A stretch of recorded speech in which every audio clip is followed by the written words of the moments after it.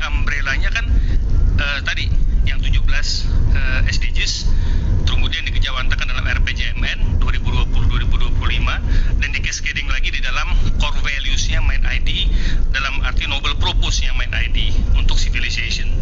Nah, jadi operating model yang dibuat di dalam MindID Sustainability Pathway itu mencakup 6 hal, Bu. Dari mulai dia smart operation yang tadi juga bicara soal elektrifikasi, upgrade teknologi, pertambangan, zero emission untuk zero carbon itu, dekarbonisasi, sampai kepada yang kedua bicara environment and climate change. Nah, ini faktor peta jalan reklamasi dari mulai awal penambangan itu sudah dibuat roadmap-nya, time frame-nya untuk melakukan reklamasi dan item-item apa yang diperlukan agar customize reklamasi itu sesuai dengan kebutuhan dan kearifan lokal. Itu di dalam environment dan climate change. Dan yang ketiga ada namanya social and community development. Iya, orang lagi ngerekam, ada aja gangguannya. Aduh.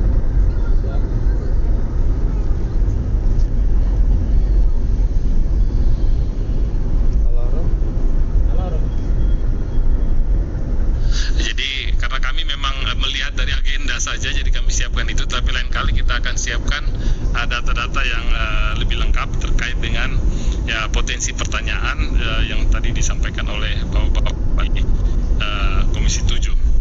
Saya kira secara garis besar demikian yang bisa kami jawab saat ini. Nanti kami akan jawab secara lebih detail pertanyaan-pertanyaan tadi sesuai dengan catatan yang ada di kami. Demikian, saya kembalikan ke Bapak Pimpinan. Terima kasih. Pak Dhani mau menambahkan? Pak dibuka dulu. Nah. Saya pernah lihat sih. Ya, mau menambahkan?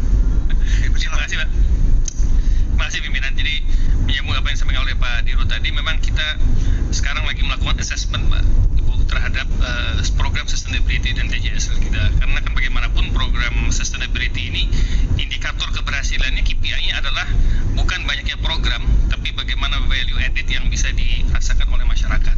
Nah, sehingga kita mengembangkan apa yang disebut dengan MindID Sustainability Pathway.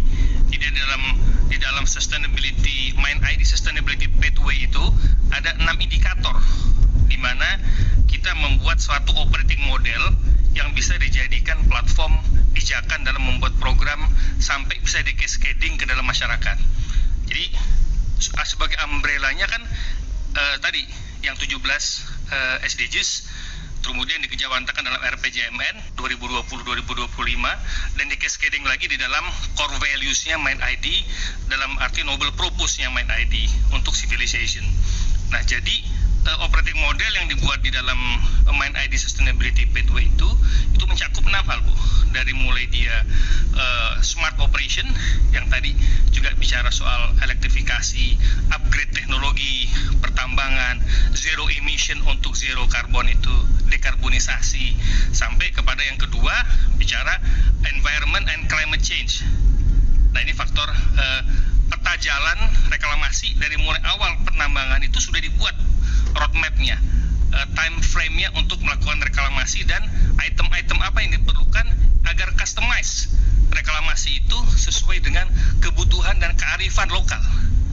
Itu di dalam environment dan climate change. Dan yang ketiga ada namanya social and community development. Nah, dalam social and community development ini juga dilihat Human Development Index dan naik kelasnya UMKM. Jadi kita punya mitra binaan UMKM itu ada 3.600 mitra binaan UMKM, dan alhamdulillah kalau kita lihat dari pencapaian di tahun 2021 ini dari 3.600 sekian sudah ada 197 UMKM yang naik kelas, Bu. Jadi seperti yang kata Ibu dan kata Pak Bang Adian tadi tentang naik kelasnya UMKM. Nah, itu setiap tahun kita petakan. Kita punya UMKM mapping yang naik kelas berdasarkan omset, market size-nya, Human Development Index-nya, dan juga upgrade teknologinya yang dilakukan oleh UMKM. Itu ada tools-nya untuk mengukur itu. Kita juga nggak mau kualitatif ya, Bu ya. Tapi kita mau kuantitatif. Semuanya bisa diukur dan bisa dipertanggungjawabkan sehingga kelihatan upgrade UMKM-nya. Ada lagi yang keempat, dia bicara soal economic development.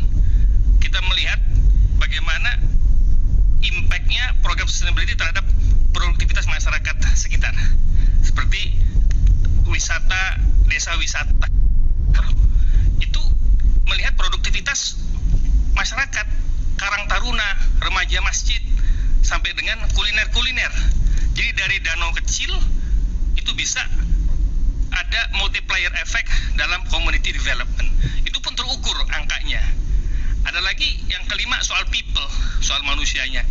Tidak hanya tadi Bang Adian juga sedikit menyampaikan kritikan kan terhadap program pengembangan UMKM kita, kepedulian BUMN terhadap masyarakat.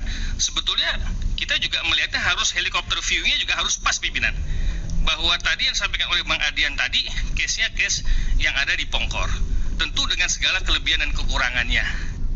Karena bagaimanapun kan, ya oke, mungkin ada kekurangan yang kami harus perbaiki dari apa yang ada di Pongkor. Tapi juga kalau kita melihat dari strategic view ya dalam kerangka main ID secara korporasi, kita juga harus objektif. Karena di Inalum Operating sebagai contoh, itu sudah ada. Kita kembangan agrobisnis petani cabai, ini ada Bu Sofi di rootnya. Itu solve, berhasil meningkatkan capacity building petani. Di Antam juga ada di Halmahera kopi ya Pak Danamin. Kopi itu berhasil untuk sentralisasi kearifan lokal sehingga kopi itu menjadi kearifan lokal, menjadi brand image bagi masyarakat.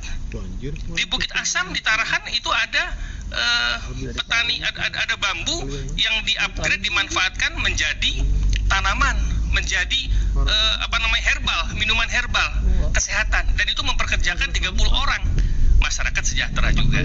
Jadi kita melihatnya Pak secara helikopter view dari 3.600 lebih UMKM kita yang naik kelas ada 197. Itu angka yang terkuantifikasi. Jadi kita juga melihatnya secara objektif dalam skop itu. Dan yang terakhir ada governance Bu. Jadi ada 6 pilar di dalam operating model sustainability, main ID sustainability tadi. Nah yang terakhir adalah governance-nya. Karena bagaimanapun ini governance-nya harus bagus Pak. Jadi dana TJSL, CSR itu bukanlah jatah-jatahan. Tapi itu harus terukur, bisa dibuktikan, bisa dirasakan manfaatnya oleh rakyat. Nah ini perlu governance Bu. Sehingga pertanggungjawabannya itu jelas, persepsi masyarakat juga baik, dan juga yang paling penting adalah kesejahteraan masyarakat bisa dilihat akibat dari peran serta BUMN sebagai agent of social development. Begitu Oke. Pimpinan, terima kasih. Pimpinan, kayaknya harus khusus ini nanti, pendalaman ini. Saya ingin melihat tentang program-program bicara lah. Bukan, terima kasih. Iya.